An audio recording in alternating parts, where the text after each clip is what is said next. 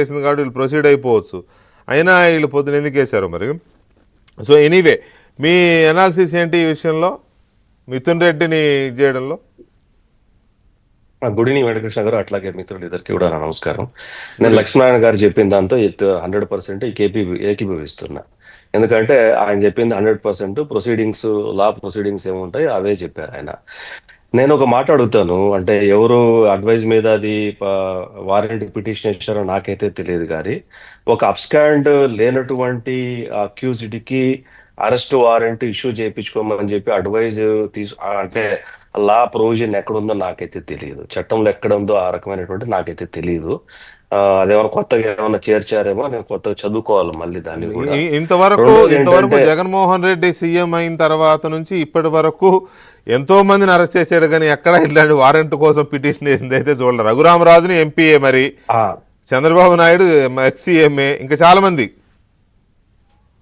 అంటే ఇప్పుడు ఈ దేశంలో ప్రతి పౌరుడికి సమాన హక్కులు ఉంటాయి. ఎంపీలకు ఎమ్మెల్యేలకు ఏంటంటే అక్కడ స్పీకర్ గారికి, ఇక్కడ స్పీకర్ గారికి ఇంటిమేషన్ ఇస్తారు, అంతవరకే తప్ప అరెస్ట్ చేయొద్దని కానీ ఎవరు పర్మిషన్ అవసరం లేదు పోలీసు వాళ్ళకి.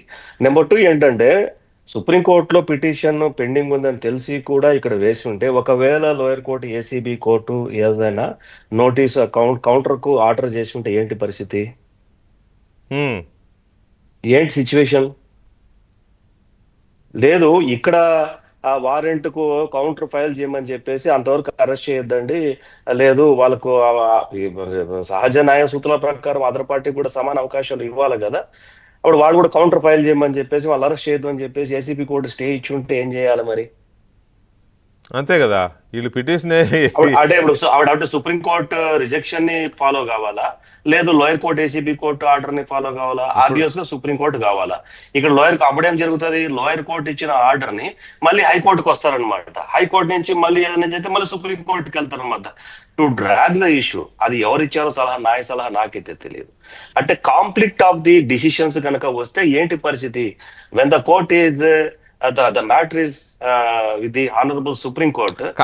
అంటే ఇక్కడ అంటే నేను లేమ్యాన్ గా అడుగుతున్నాను సాగర్ గారు, ఎవరైనా ఒక వ్యక్తి, మీరైనా నేనైనా ఇంకొకరమైనా ఎవరైనా కోర్టుకి బెయిల్ కోసం, ముందస్తు బెయిల్ కోసం ఎందుకు వెళ్తాం?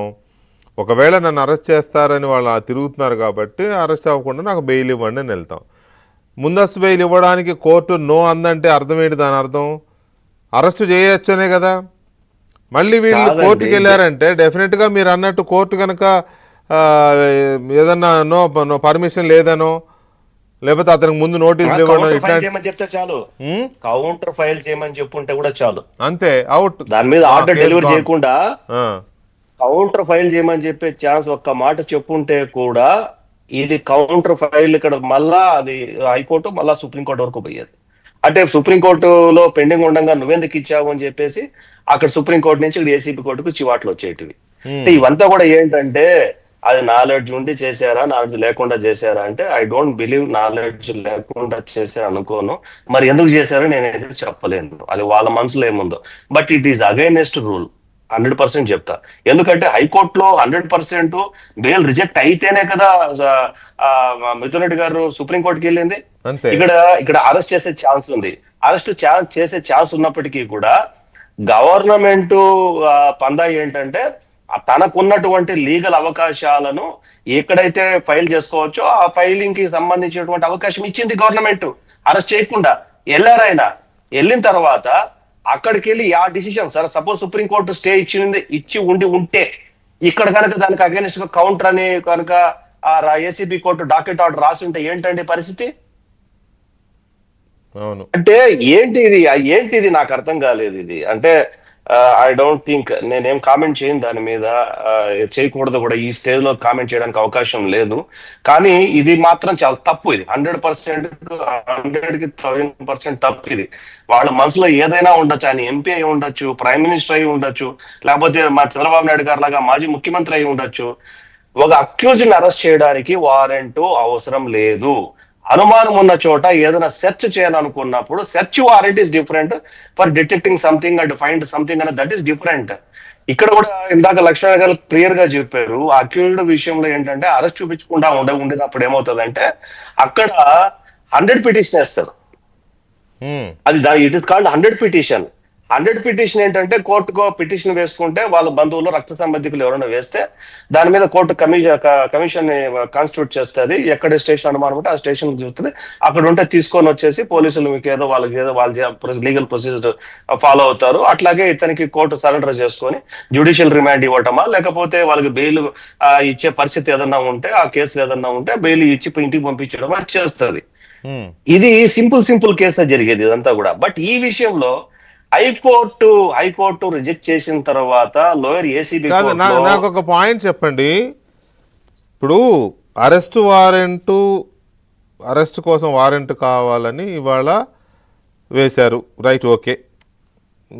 వాళ్ళు ఏ చట్ట ప్రకారం వెళ్దాం అనుకున్నారో, లేకపోతే ఎక్కడా కూడా మన వైపు నుంచి ఎవడు ఏలెత్తి చూపించకూడదు అనుకున్నారో, ఏదన్నా కానీ హైకోర్టు రిజెక్ట్ చేసిన తర్వాత వాళ్ళ యాంగిల్లోనే ఆలోచించినా కూడా 15వ తేదీన ఆయనకి ముందస్తు బెయిల్ రిజెక్ట్ అయిందండి హైకోర్టులో.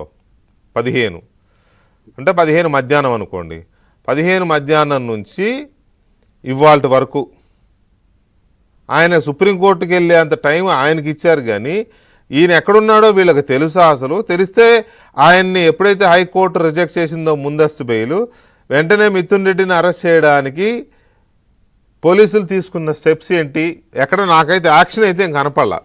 మిథున్ రెడ్డి యాక్షనే కనపడింది కానీ ఈ సిట్ యాక్షన్ అయితే నాకు కనపడలా సాగర్.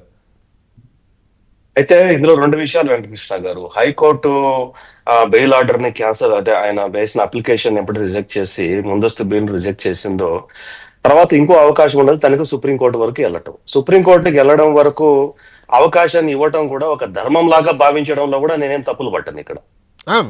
కోర్టు జడ్జి గారు చెప్తారు కదా, మీరు కావాలంటే అప్పీల్కి వెళ్ళొచ్చని జడ్జి గారు కదా చెప్పాలి, వీళ్ళు కాదు కదా. కాదండి, సిట్ కాదు కదా ఇప్పుడు ఏ నిందితుడికైనా ఏ ముద్దాయికైనా దర్యాప్తు సంస్థ కాదు కదా నువ్వు పై కోర్టుకి వెళ్ళని చెప్పేది. జడ్జి గారు చెప్పాలి, బాబు నీకు బెయిల్ ఇవ్వట్లేదు, నీకు కావాలంటే 2 వారాల లోపు 4 వారాల లోపు పై కోర్టుకి వెళ్ళని చెప్తారు.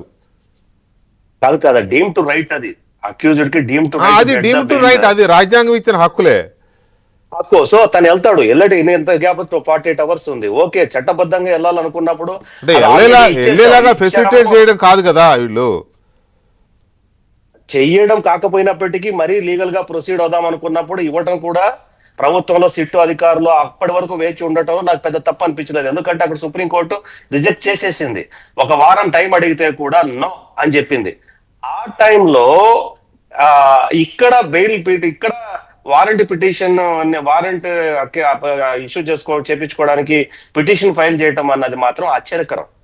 ఎందుకంటే ఇక్కడ ఏ మాత్రం డిసిషన్ వచ్చి ఉంటే ఫర్ కౌంటర్ అని కనుక ఒక ఆర్డర్ కనుక వచ్చి ఉండింటే, ఈవెన్ డాకెట్ ఆర్డర్ వచ్చిందా సరే ఇది ఇంకో రకంగా లీడ్ తీసుకుంటేది. అది ఐ డోంట్ థింక్ నాకెందుకు అటువంటి నిర్ణయం, ఎందుకు అటువంటి పిటిషన్